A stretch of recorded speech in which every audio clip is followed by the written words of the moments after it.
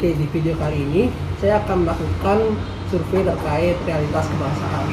Nah, di sini saya bersama dengan salah satu dari tokoh keagamaan pemuda di Tabanan yang bernama siapa?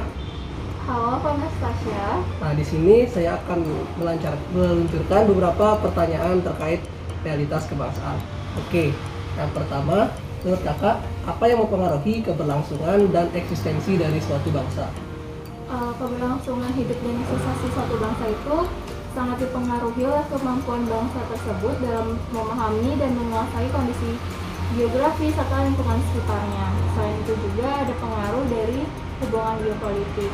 Nah, hubungan geopolitik ini sendiri merupakan suatu wacana, yaitu suatu cara penggambaran, perwakilan, dan juga penulisan tentang geografi dan politik internasional yang sangat beragam secara kultural dan politiknya. Oke, terus, nah kan sekarang nih globalisasi kan lagi marak-maraknya nih. Apakah adanya globalisasi ini relevan dengan budaya kita sebagai bangsa Indonesia? Kalau globalisasi ini merupakan suatu proses hubungan antara bangsa yang sudah terjadi secara berabad lalu. Proses ini juga berkembang dari waktu ke waktu sejalan dengan perkembangan ideologi, politik, ekonomi, dan sosial budaya. Globalisasi yang didominasi oleh kemajuan ilmu pengetahuan dan teknologi informasi telah mengubah pola hubungan antar bangsa dalam berbagai aspek dan menjadikan globalisasi sebagai fenomena yang bersifat multidimensi. Nah, globalisasi ini apakah mendatangkan dampak baik atau negatif sih bagi Indonesia? Di tengah kuatnya arus globalisasi yang ditandai dengan persaingan global, saat ini menurut saya itu tidak ada satupun negara di dunia yang mampu berdiri sendiri. Negara-negara di dunia ini tuh saling ketergantungan dan saling berhubungan merupakan hal yang sulit untuk dihindari. Di satu sisi, globalisasi tentu saja memberikan kemajuan dan prestasi besar bagi bangsa, namun di sisi lain tak dapat disangka juga bahwa keseharian kehidupan masyarakat ini telah diwarnai oleh pola pikir, pola sikap, pola tindak individualitas dan kelompok. Masyarakat luas dalam berbagai tatanan telah mengadopsi nilai-nilai baru yang belum sepenuhnya dipahami serta diyakini kebenaran dan kesesuaiannya dengan karakter bangsa. Sementara itu, nilai-nilai luhur bangsa dianggap sebagai nilai lama yang usang dan tidak relevan dengan semangat reformasi dan syarat dengan semangat perubahan. Nah, apakah globalisasi ini mempengaruhi nilai-nilai dari eksistensi Pancasila kita? Globalisasi ini telah memunculkan sikap individualistis yang sangat jauh berbeda dengan nilai-nilai Pancasila yang lebih mengutamakan semangat gotong royong, keseimbangan, kerjasama, saling menghormati, kesamaan, dan kesederajatan dalam hubungan manusia dengan manusia. Pancasila ini sekarang seolah hilang dari memori kolektif bangsa. Pancasila juga semakin jarang diucapkan, dikutip, dan juga dibahas baik dalam konteks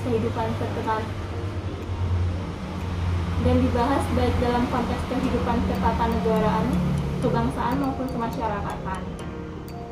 Nah, terus melihat adanya pengaruh globalisasi di lingkungan sosial ini, bagaimana kita masyarakat dan negara bisa mengatasi masalah di kehidupan sosial?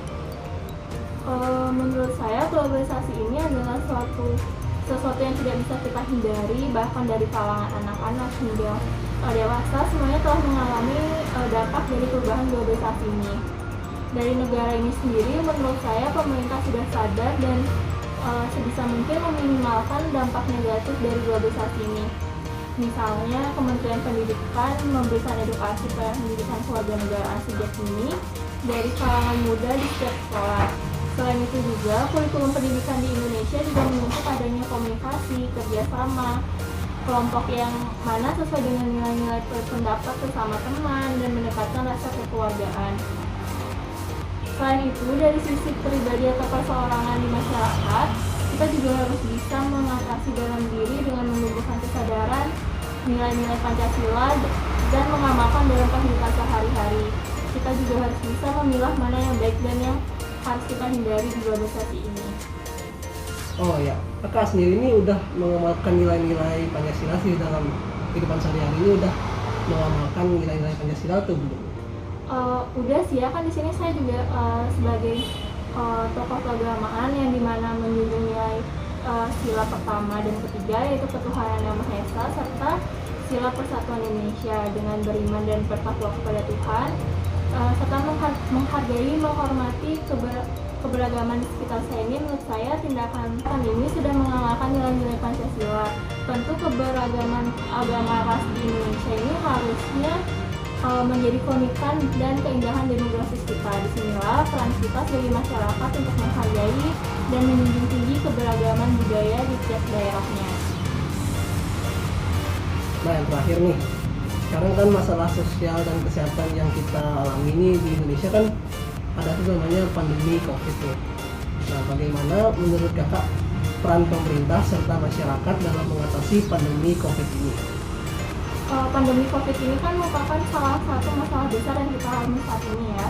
Di Indonesia ini, menurut saya sangat senang dengan ketegasan dan tanggapnya pemerintah dalam mengatasi pandemi ini. Dapat dilihat dari tanggapnya pemerintah mengadakan program vaksinasi bagi seluruh masyarakat Indonesia, dan vaksin ini pun gratis, tidak dikenakan biaya.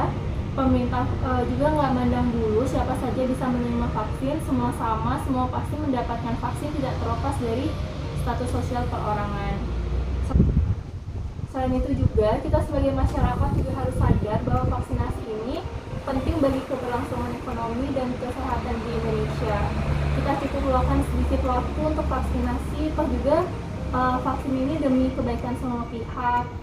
Jangan sampai masyarakat ini terlalu egois dan tidak mau mengikuti program vaksinasi pemerintah ini karena mendengar isu-isu negatif yang beredar saat ini yang faktanya tidak ada. Oke, jadi kita sebagai masyarakat tuh pokoknya harus taat sama apa yang dilakukan pemerintah, karena pemerintah kan ingin yang terbaik buat masyarakatnya. Iya, betul. Oke, sekian dulu survei terkait realitas kebangsaan dengan salah satu tokoh pemuda keagamaan. Tadi siapa namanya? Anastasia. Nah, sekian dari saya dan Kak Tasya. Terima kasih. Terima kasih.